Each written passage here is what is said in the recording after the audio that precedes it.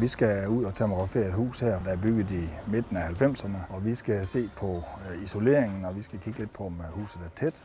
Det er et nyere hus end mange af dem, vi kigger på, men man har ønsket her at få huset gennemgået isoleringsmæssigt og varmetabsmæssigt. Vi starter i havesiden, fordi vi har faktisk solen, som man kan se, den kommer lidt skygge her om.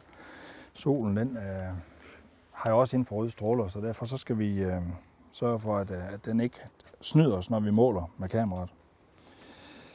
Kameraet, jeg har her, det er lidt specielt ved. Det er selvfølgelig et infrarødt kamera.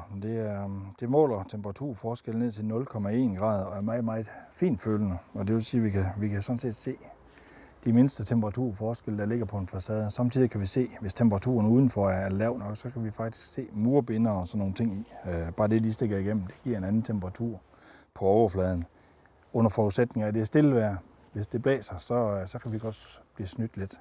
Med det her kamera skal vi have lidt afstand på, så vi kan få et stort felt af huset. Eller det kommer lidt an på, hvad linse vi kører med, men i det her tilfælde skal vi ud og på der er en 5-7 meter ind til hus eller sådan noget, for at få et passende billede af facaden derovre. Folk, som er interesseret i, eller har eventuelt skal købe et hus, eller skal til at forestå noget renovering, eller gøre nogle ting i stand i et hus isoleringsmæssigt, eller vil spare noget energi, der er det jo en kæmpe fordel at finde ud af, hvorhen kan det betale sig, og hvad er det for nogle ting, vi skal have fat i først. Hvis vi termograferer først, så kan vi jo se, om der er nogle ting, der afviger, om der er nogle hulmusisoleringer, der ikke er i orden, altså nogle skjulte ting i isoleringen, som vi skal ind og have fat i. Vi kan også efterfølgende beregne, hvor meget man kan spare ved for eksempel at putte noget mere isolering i væggen, eller mere isolering i lofterne, eller for den sags skyld i gulvet også, hvor meget er der hent ved det. Kan det nu betale sig, eller kan det ikke betale sig? Derfor er det vigtigt, at man har en ordentlig og en grundig byggeteknisk baggrund, når man termograferer. Det er det, vi slår på, og det er det, vi har. Jeg har en udlært tømrer oprindeligt og har arbejdet som ingeniør i mange år og har bygget huse gennem 25 år. Og synes jeg faktisk, vi har en god baggrund for at kunne rådgive og vejlede omkring, hvordan vi skal termografere, og hvordan vi skal isolere korrekt og lukke de utætheder, der er, og gøre det billigst muligt. Spare flest penge på den konto.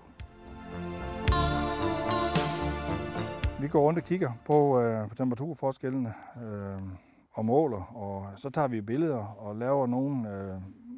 Jeg har kun en lille skærm at arbejde med her, og så kan jeg tage den med hjem, og så kan vi arbejde i de enkelte pixels efterfølgende og gå ind og kigge på og se, om der er nogle variationer eller nogle ting, der gør at sige, at det her det er galt. Nu er det her et nyt hus, og det er altså isoleringen, den sidder, så det er i orden. Det er ikke altid, vi er så heldige, at isoleringen ligger, hvor den skal. Hvis batsen er skubbet, eller der er lidt mørtel, der er løbet ud imellem batsene, når de har muret, og så bare sat næste bats ovenpå, så kan vi se det på kameraet. Eller der er nogen, der måske er trukket fra hinanden i forbindelse med opmuringen. Det ser vi lige med det samme.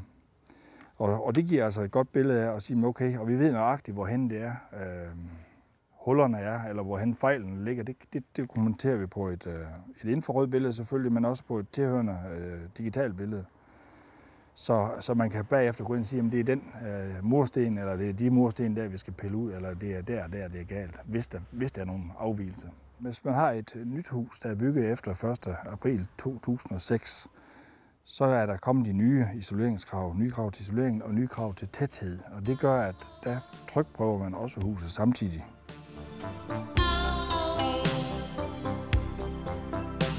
For at have styr på, hvor meget det blæser og trækker ind, og hvor meget luft vi suger igennem huset med udvendig vind og ting, så har vi sådan en blower, der hedder den her, sådan en præsending og en ventilator, vi skal have i. Så fungerer det jo egentlig ligesom om, at det blæser fra alle sider samtidig udvendigt på huset. Det er det, der er fidusen i at kan bruge det her i sammenhæng med en termografering. For havde det nu været modsat, sådan at det er normalt blæsevejr, så vil det jo over i den side, hvor det ikke blæser. Så vil det varme luft blæse ud af huset, og så kan vi ikke se det på kameraet. Derfor så er det nødvendigt at have styr på trykket og have styr på vindretningerne. Så går jeg rundt og kigger med kameraet her og måler og kigger på, hvordan der er utætheder. Så vil alle kolde områder fremtræde som sort på min skærm her. Hvis vi tager fra hjørnet af, så kommer vi over i et kolde område. Det kan man se. Der er nok en skunkvæg der ovenover, kan jeg se. De første stykke ind, der er det koldere rød. end det er inde i loftet. Og det gør så, at herude vil det selvfølgelig også naturligt være mere koldt. Luften er jo ikke varmet op, den kommer direkte udefra her, eller bag ved skyggelisten, kan man se. De mennesker, der har et energiforbrug, som de, hvis vi snakker energi og miljø, og hvad gerne vil gøre tiltag, eller bare vil spare på varmen, eller spare på deres penge, så vil jeg sige, så er det et rigtig godt afsæt at gå ind og kigge på, hvor er vi henne, hvad er det for et hus, vi har nu. Det kan være private, det kan være erhverv, det kan være industri, alle steder. Altså med kamera kan vi jo spore alle steder, hvor der er en temperaturforskel, eller hvor der er et energispild. Og det er jo virkelig noget, der rykker, og det kan vi jo se i de små beregninger, vi laver på et almindeligt parcelhus. Altså det er jo store penge, og det ved folk også godt et eller andet sted. Det betyder noget at lægge 100 mm på loftet, eller 200 mm, eller 300, eller hvad man nu lægger på. Det er jo noget, der rykker noget. Det er mange kvadratmeter i det samlede billede. Og det går jo tilbage til fjernvarmeværken eller olieleverandør, eller hvad man siger.